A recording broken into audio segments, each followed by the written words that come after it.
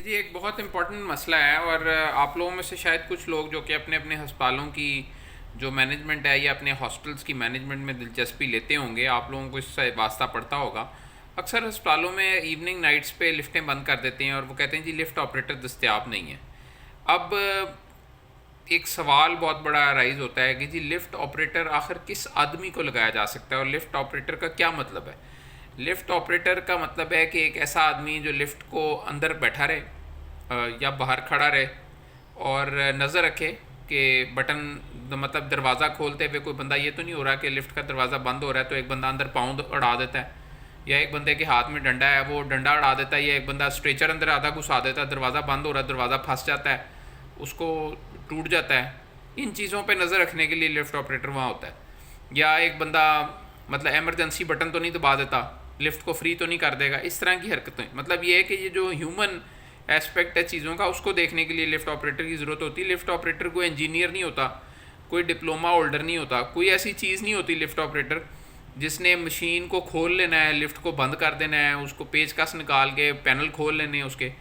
ये चीज़ पता होना ज़रूरी है, क्योंकि अभी हम रिसेंटली एक हॉस्टल का विज़िट कर रहे थे तो मेरे साथ चेयरमैन बोर्ड ऑफ मैनेजमेंट थे अपना मेयो हॉस्पिटल के और किंग एडवर्ड मेडिकल कॉलेज के, महमूद शौकत साहब। तो वहाँ पे एक इंजीनियर थे, उन्होंने ये पॉइंट आउट किया कि जी हम एक लिफ्ट ऑपरेटर जो हैं रखना चाहते हैं जो डिप्लोमा होल्डर हो।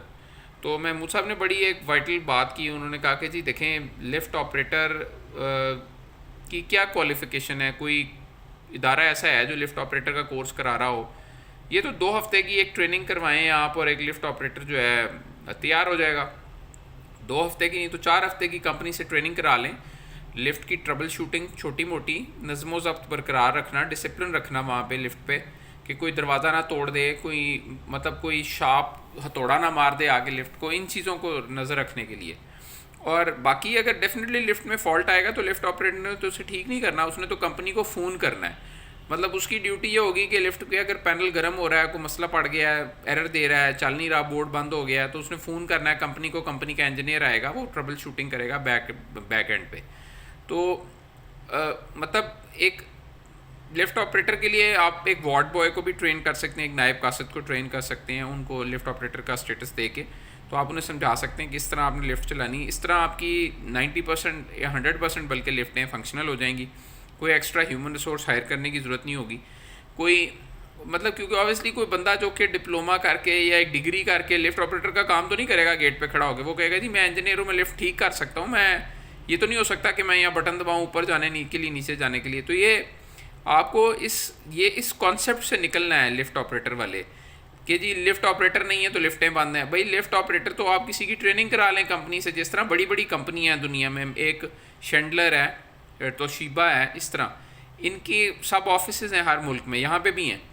उन्होंने आगे बंदे रखे हुए हैं, इंजीनियर्स हायर किए हुए हैं, उनके ज़रिए आप अपने बंदों की ट्रेनिंग करा लें। जिस भी कंपनी की लिफ्टें आपके पास लगी हुई हैं तो उसके ज़रिए आप इस लिफ्ट ऑपरेटर वाले मसले को हल कर लें।